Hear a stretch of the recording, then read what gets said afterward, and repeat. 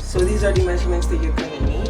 For the body of the garment, you're going to need your bust circumference and the length of the top. So the bust circumference, my bust circumference is 36 inches divided by 2, which is 18, plus 9. Now, plus 9 is half of 18. Okay, your bust divided by 2, whatever you get, divide that again and add that. So I divided 9 and I got 18, and then I added 9 because 9 is half of 18 plus 1 inch for my sewing allowance, which came up to 28 inches. And then for the length of my top, I wanted 18 inches. I didn't want it to be too long, so 18 inches plus 2 inches sewing allowance. The sewing allowance is for the top and bottom of my top, like when I hem it. So that's 2 inches sewing allowance.